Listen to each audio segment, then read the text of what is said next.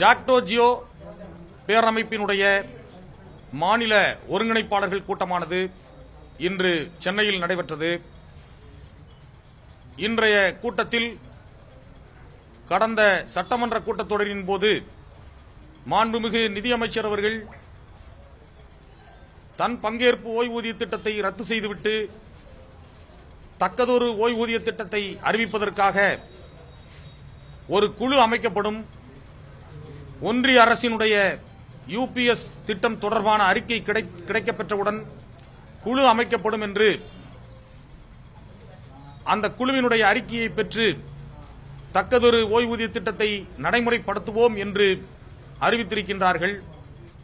அந்த அறிவிப்பிற்கு ஜாக்டோ ஜியோ பேரமைப்பானது தன்னுடைய கடுமையான கண்டனத்தை தெரிவித்துக் கொள்கிறது.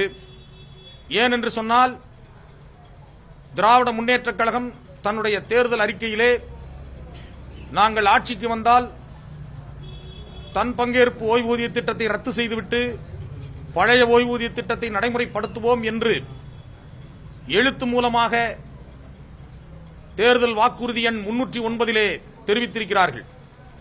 அப்படி தெரிவித்து கிட்டத்தட்ட 4 ஆண்டுகள் ஆகிவிட்ட நிலையிலும் கூட மீண்டும் ஒரு குழுவை அமைத்து அந்த குழுவினுடைய அறிக்கையை பெற்று நாங்கள் முடிவு செய்வோம் என்பது தமிழ்நாட்டினுடைய ஒட்டுமொத்த ஆசிரியர்களையும் அரசு ஊழியர்களையும் ஏமாற்றுகிற செயலாக ஜாக்டோ ஜியோ கருதுகிறது.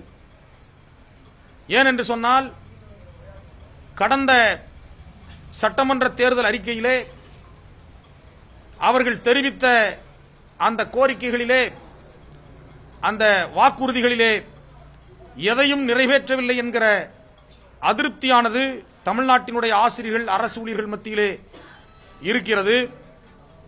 இந்த புதிய ஓய்வூதிய திட்டத்தை ரத்து செய்துவிட்டு பழைய ஓய்வூதிய திட்டத்தை நடைமுறைப்படுத்துவோம் என்கிற இந்த கோரிக்கையை பொறுத்தளவிலே இந்த குழு அமைப்போம் என்பதை நாங்கள் ஏன் நிராகரிக்கிறோம் என்று சொன்னால், ஏற்கனவே 2016 அதிமுக ஆட்சியில் அமைக்கப்பட்ட இந்த ஓய்வூதியம் தொடர்பாக அமைக்கப்பட்ட குழுவினுடைய அறிக்கையே என்ன ஆனது என்று எங்களுக்கு தெரியவில்லை.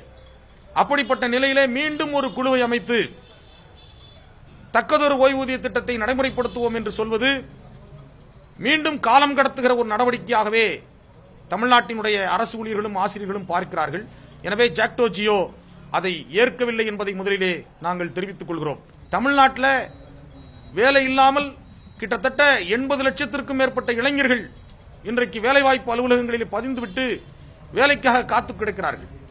ஆனால் கடந்த பல ஆண்டுகளாக பணியிலிருந்து ஓய்வு பெறுகிறவர்கள் இறப்பு காரணமாக காலி ஏற்படுகிற பணியிடங்களிலே நியமனம் என்பது இல்லை.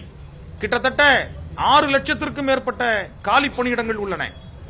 எனவே பல்வேறு துறைகளிலே பணியாற்றக்கூடியவர்கள், ஆசிரியர்கள், அரசு ஊழியர்கள் தங்கள் பணியாற்றக்கூடிய துறைகளிலே ஏராளமான காலி பணியிடங்களோடு மிகப்பெரிய வேலைப்பளுவோடு அவர்கள் பணியாற்றிக் கொண்டிருக்கிறார்கள்.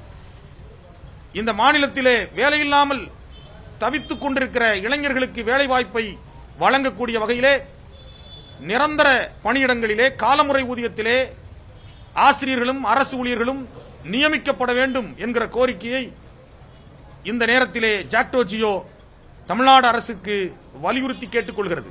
ஜாக்டோ ஜியோ மாநில ஒருங்கிணைப்பாளர்கள் கூட்டமானது அடுத்த கட்ட போராட்ட நடவடிக்கைகளை முடிவு செய்திருக்கிறது. அதன்படி வருகிற 14ஆம் தேதி, பிப்ரவரி 14ஆம் தேதி தமிழ்நாடு முழுவதும் வட்ட தலைநகரங்களிலே, தாலுகா அளவிலே ஆர்ப்பாட்ட போராட்டங்களை நடத்துவதென்றும், அதன் தொடர்ச்சியாக பிப்ரவரி 25ஆம் தேதி மாவட்ட தலைநகரங்களிலே மறியல் போராட்டத்தை நடத்துவதென்றும் ஜாக்டோ ஜியோ முடிவு செய்திருக்கிறது. அதற்கு பின்பும் எங்களுடைய கோரிக்கைகள் நிறைவேறவில்லை என்றால் கடுமையான போராட்ட நடவடிக்கைகளில் ஜாக்டோ ஜியோ ஈடுபடும் என்பதை இந்த நேரத்திலே தெரிவித்துக் கொள்கிறோம். செய்திகளை உடனுக்குடனும் துல்லியமாகவும் தெரிந்து கொள்ள சப்ஸ்கிரைப் பண்ணுங்க.